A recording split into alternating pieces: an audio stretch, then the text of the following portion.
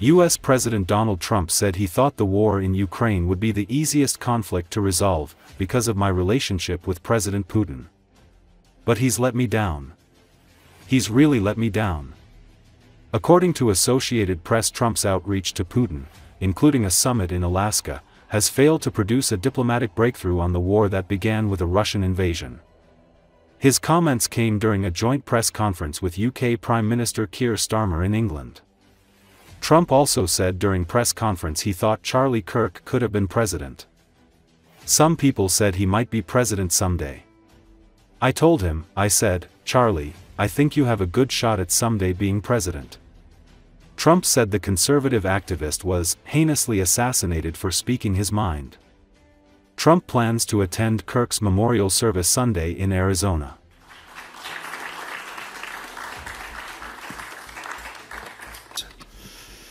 This enduring connection is why I was thrilled that the United Kingdom was the very first country with which we made a historic trade deal, and a very good trade deal. He's a tough negotiator. I think it was a better deal for you than us, but these are minor details.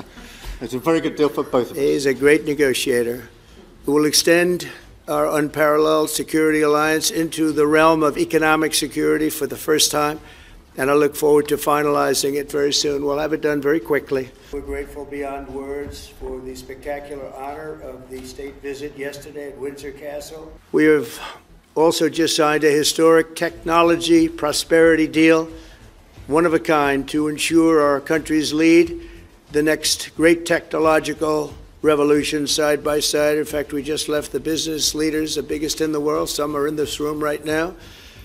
And that was quite a meeting we had on business and trade and technology.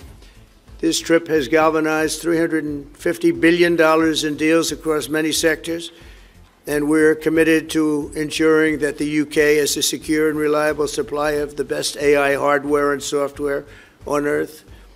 And we supply that, and we'll make sure we supply it in quantity to the UK. The stock market has hit a new high, as you know, and that's for me. I'm very honored to tell you that we've solved seven wars that were unsolvable, wars that couldn't be negotiated or done. The U.S. has done 7 of them. The one that I thought would be easiest would be because of my relationship with President Putin, but he's let me down. He's really let me down. It was going to be Russia and Ukraine, but we'll see how that turns out. But that turned out to be, I thought it might be among the easiest of the group. But we had settled just about every conflict, and as you know, we're working very hard on Israel and Gaza. All that's happening over there. Complex, but it's going to get done. It'll all get done right. And likewise, Russia and Ukraine will get done. As we saw in the unforgettable parade yesterday at Windsor Castle, what a place it is. But it's, you never know in war. You know, war is a different thing. Things happen that are very opposite of what you thought. You thought you were going to have an easy time or a hard time, and it turns out to be the reverse. The fact that they're taking care of, because the United States is into that war for $350 billion. But over the generations, British and American warriors have shed their blood side by side in defense of liberty and freedom. And that's why it's so imperative that the United States and the United Kingdom stand together for these fundamental rights and values of the English-speaking world. And we've always stood together, and we will continue to. Just last week, a great American, Charlie Kirk, was heinously assassinated for speaking his mind. He was a great young man, incredible future. Some people said he might be president someday. I told him, I said, Charlie, I think you have a good shot someday at being president. And he just wanted to take care of youth. He loved youth. I've never seen anybody relate to youth like Charlie, and they related to him, and they're devastated. He was a great person. We'll be going out to a service on Sunday. I'll be leaving. But I hope that together our nations can lead a movement to defend the glorious traditions of freedom on both sides of the Atlantic. There could be no greater tribute to the immortal bonds of affection and loyalty that unite the British and the American people for all of time. We have a relationship like no other.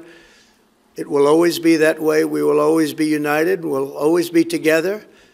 And I just want to thank you, Mr. Prime Minister, for the great job I think you're doing. Thank you very much. Thank you. Mr. President, we're going to take some questions. I'll call 2 or 3 to start with, and then I'll pass over. While U.S. President Donald Trump received a royal reception at Windsor Castle on Wednesday, hundreds of demonstrators gathered in London to protest his historic second state visit to the UK. According to Associated Press, demonstrators held placards that read, "No to racism," "No to Trump," and "Orange Lives Matter." Others wore masks of prominent figures, including Trump, and held signs that read, "Make America Hate Again." The Metropolitan Police were preparing for as many as 50 different protest groups to take to the streets in Wednesday afternoon and march to the halls of Parliament. More than 1,600 officers have been deployed to keep order on the streets.